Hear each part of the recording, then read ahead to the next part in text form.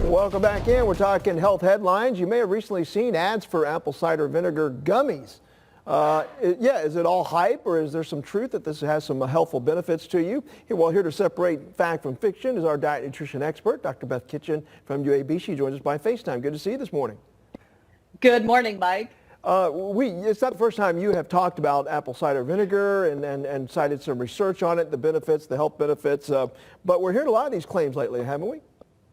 Right. I wanted to revisit this because I've been seeing a lot of ads for apple cider vinegar gummies and other supplements. And I'm thinking, oh, they found a way to make some money off of cheap old apple cider vinegar. Right. And so I thought I'd look at the studies and see what is really out there. And then we can guide our viewers as to the best choices for this.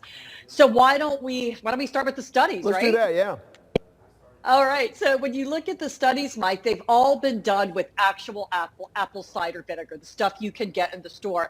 And they have some promise. This is not going to be a miracle cure for diabetes or a magic weight loss supplement, but there might be some benefits. A few studies with people without diabetes showed that when people had half a tablespoon of apple cider vinegar in about 1.5 ounces of water, their blood sugars did drop a little bit. Okay. And then in people with type 2 diabetes, what they found was that if you took the apple cider vinegar in the same way with a snack the night before, the next day people's blood sugar was again a little bit lower. So again, you still have to do all of your other healthy habits. With weight loss, there have been a couple of good studies. They've been done in Japan with apple cider vinegar. And what they showed was that a tablespoon of apple cider vinegar dissolved in a cup of water twice a day or 3 times a day with each meal actually help people lose 4 extra pounds over about a 3-month period of time. So again, we're not talking magically melt the pounds away, but at the same time, if you can take some cheap apple cider vinegar and get a little bit of benefit from it, why not, right?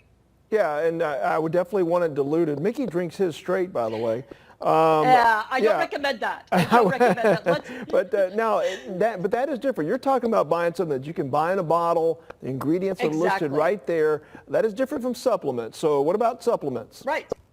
Well, the supplements, they really haven't been any good studies on them. These studies that actually show benefits, they've all been done with your run-of-the-mill apple cider vinegar. And so until they actually do studies on what they're selling, we can't really make any recommendations on that. And you don't even know if you're getting enough of the apple cider vinegar in those little supplements. So what I recommend people do is just go to the store, buy some apple cider vinegar, and then make sure you do mix it with water. We have had some people have some damage to the food pipe, other damage to the intestines with that super strong 100% apple cider vinegar. So do dilute it in water. That is very important.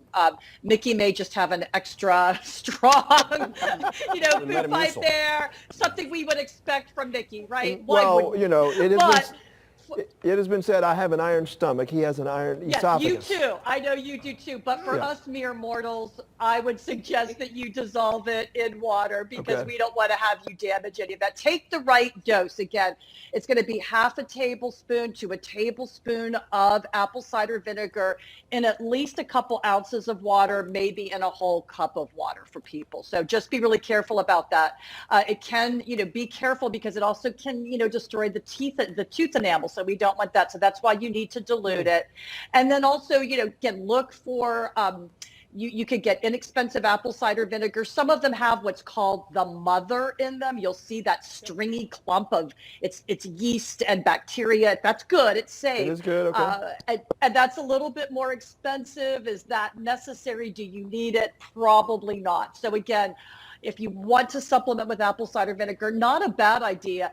Do it safely and do it inexpensively. This does not have to be an expensive habit. All right, some good information this morning from Dr. Beth Kitchen. Dr. Beth K., thank you so much.